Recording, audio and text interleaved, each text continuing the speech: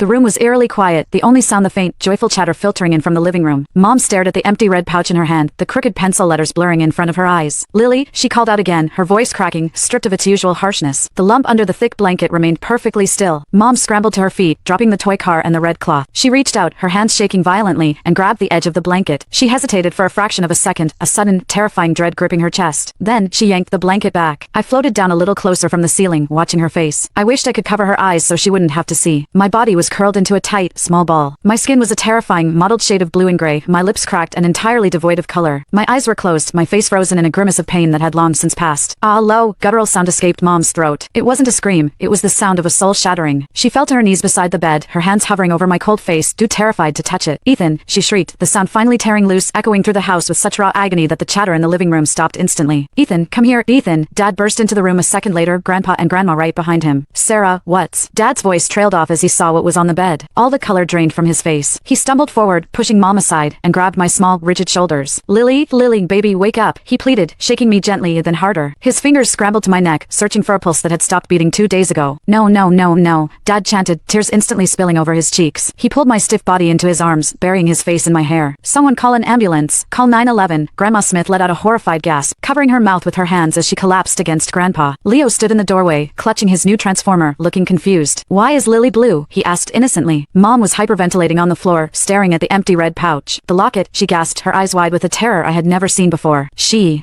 swallowed the gold locket. She wrote a note. Dad looked down at the red cloth she was holding. He read the crooked letters, "Mom and Dad, I'm sorry." He let out an agonizing, broken roar, clutching my body tighter to his chest. "What have we done?" he sobbed, rocking back and forth. "My baby girl. What did we do to you?" The paramedics arrived minutes later, their sirens wailing, but it was too late. They couldn't do anything for me. They gently pried me from Dad's arms, placing my small body in a dark bag. I watched from the ceiling as they carried me out. Dad tried to follow, but his legs gave out, and he collapsed onto the front lawn, weeping into the dirt. Mom sat frozen on my bed, staring at the indentation my body had left on the mattress. She hadn't shed a single tear yet. The shock had completely paralyzed her mind. The police arrived shortly after. They cordoned off my room, asking questions that Dad was too broken to answer. When they asked Mom what happened, she just kept repeating, "She slept for 2 days." I thought she was faking. I told her she was a curse. The officers exchanged grim, pitying looks. The next few days were a blur of unimaginable grief for the family. The house that had been filled with birthday laughter was now suffocated by a deafening, crushing silence. They held my funeral on a rainy Tuesday. It was a small gathering. Mr. Peterson wasn't there. I heard he had packed his bags and moved out in the middle of the night the day after I died. Mom stood by the tiny white casket, looking like a ghost herself. She had lost so much weight in just a few days. She reached out, her fingers trembling, and gently touched the polished wood. "I'm sorry," she whispered, her voice barely audible over the rain. "I'm so sorry, Lily. I was so angry, so scared for Leo. I forgot how to love you. Please, please come back. I'll be good. I promise I'll be a good mom." I floated beside her, reaching out to stroke her